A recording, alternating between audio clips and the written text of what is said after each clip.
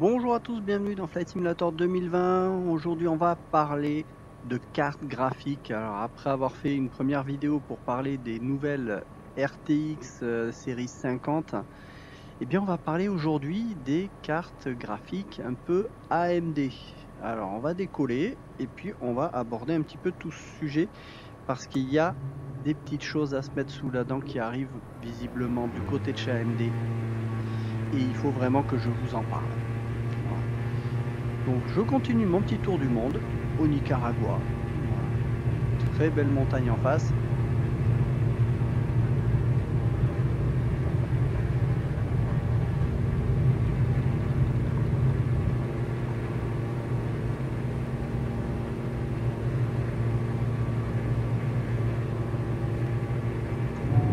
On lance le train. Je vais afficher mon log pour suivre quand même mon étape. Ah, pas mal. Le navlog. On va chercher un cap de 24.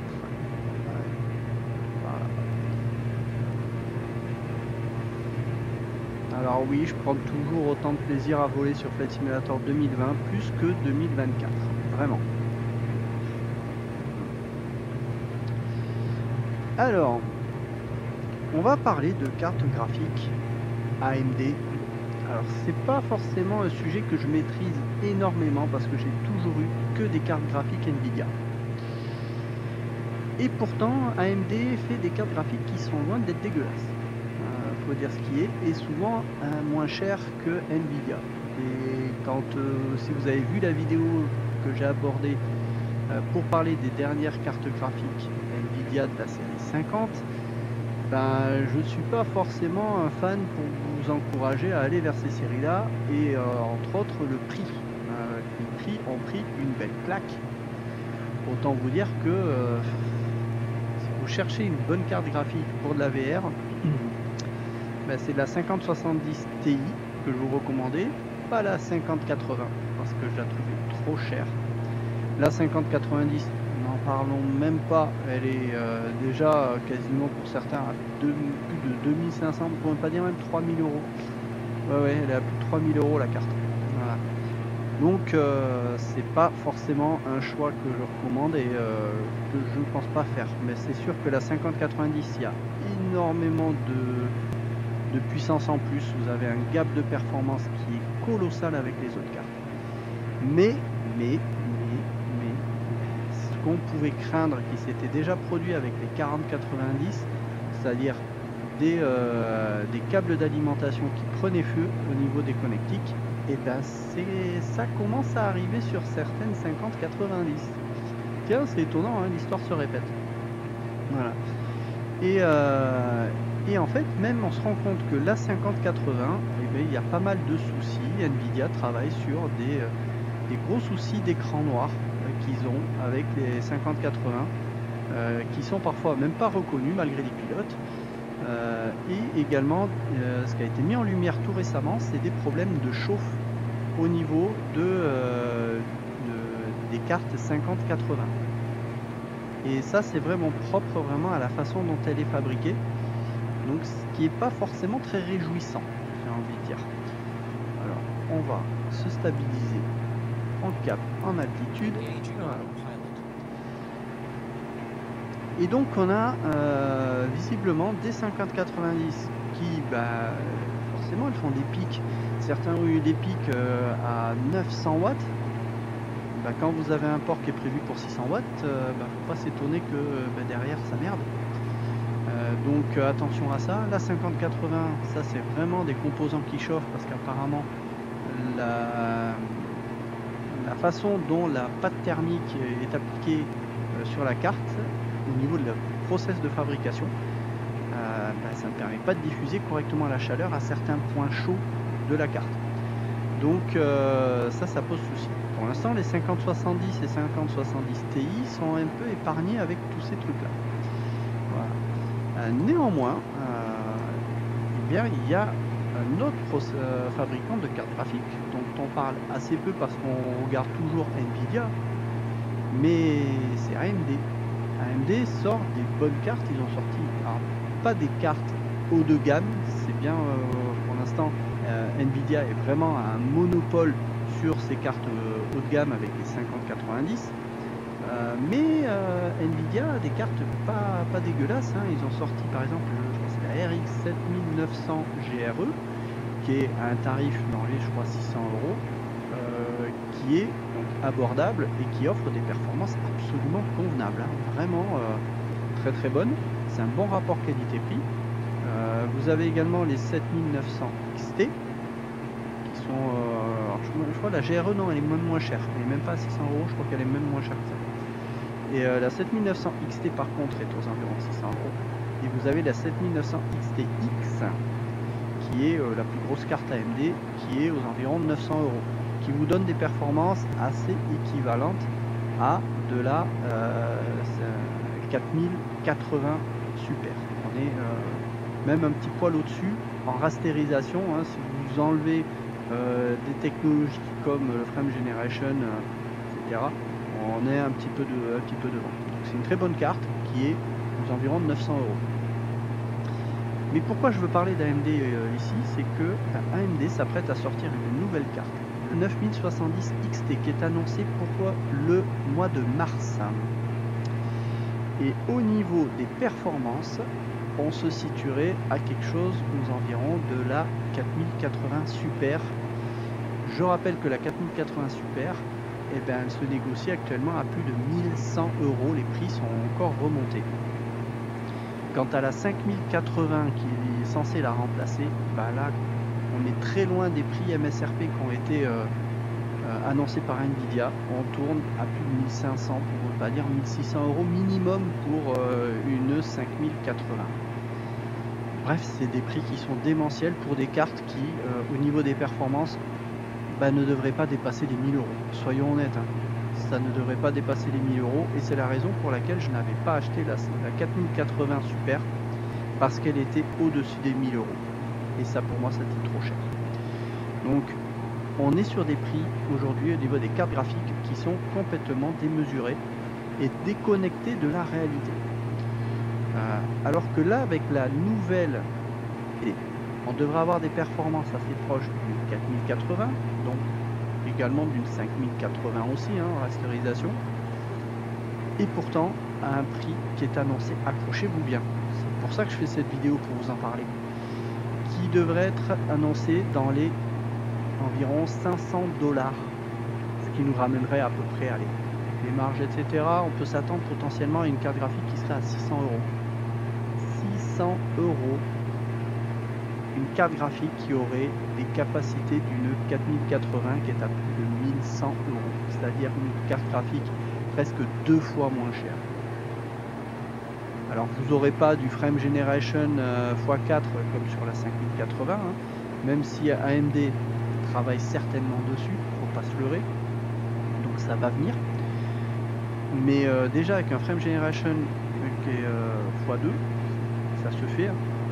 Ben, vous aurez des performances équivalentes à une 4080, mais pour une carte graphique 2 fois moins chère. Ben là, j'ai envie de vous dire, vous cherchez une très bonne carte pour la VR, ben là vous avez peut-être le meilleur combo en termes de prix et performance qui devrait se profiler d'ici un mois, vraiment.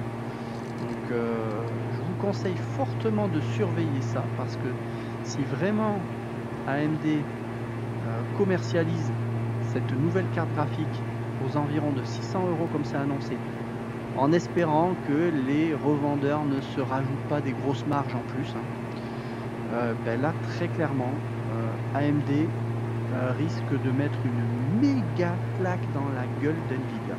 Désolé d'être vulgaire, mais ouais, parce que ça fera peut-être prendre conscience à Nvidia que les tarifs qui sont pratiqués à l'heure actuelle sur les Nvidia sont beaucoup trop chers. Mais pour ça, ben, il faudrait que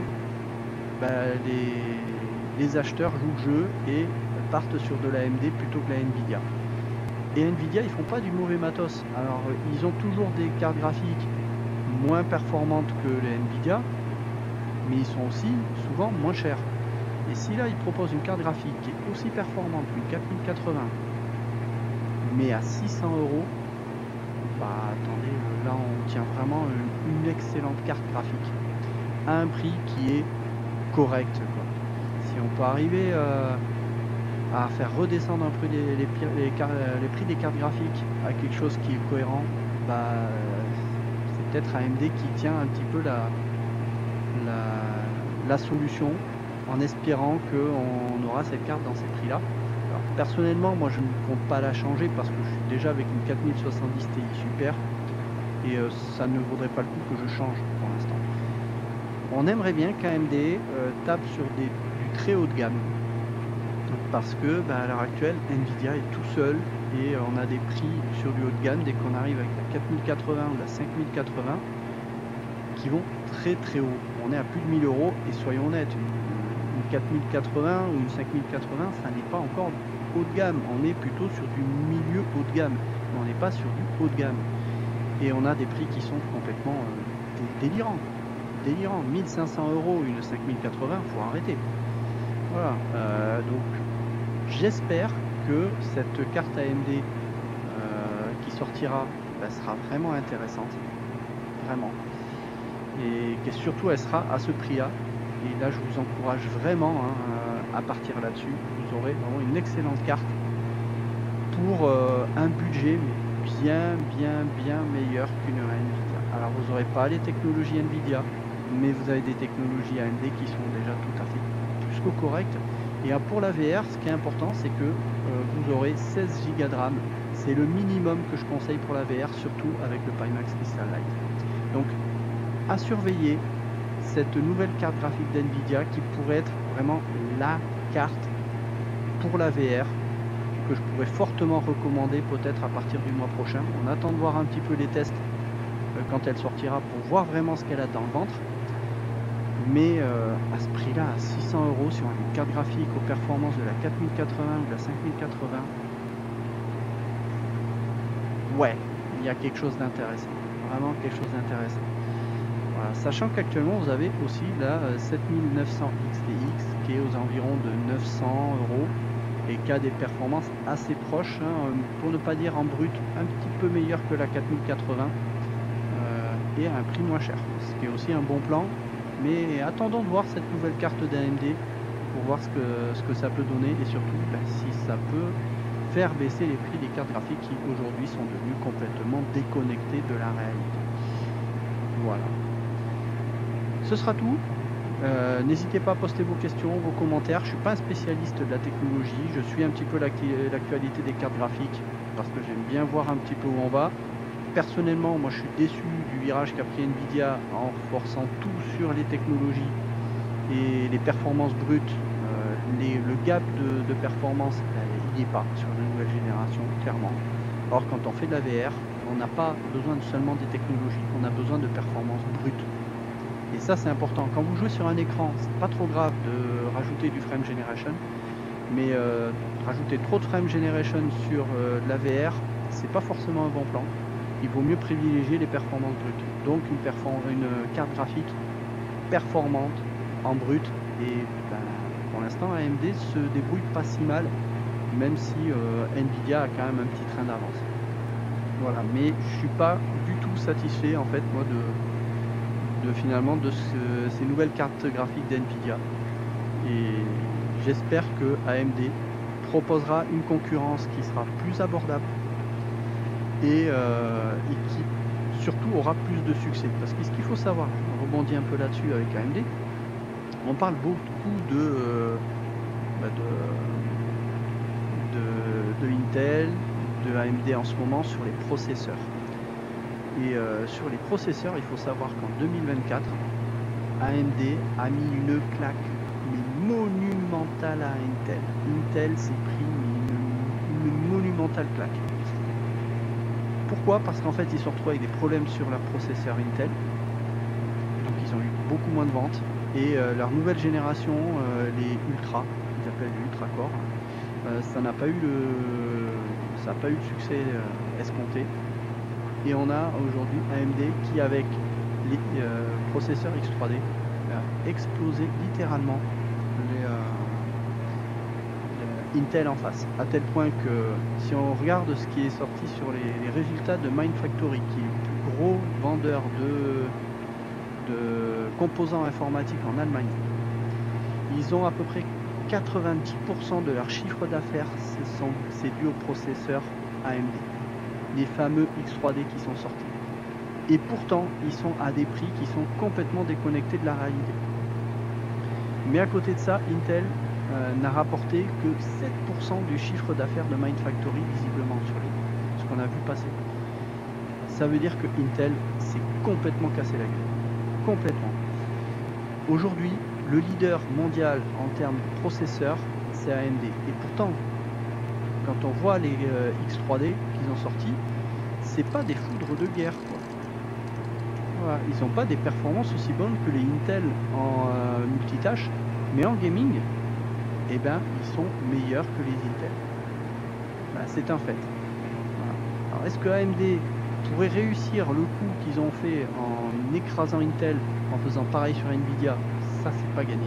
Voilà, parce qu'en termes de performance brute, Nvidia est très loin devant.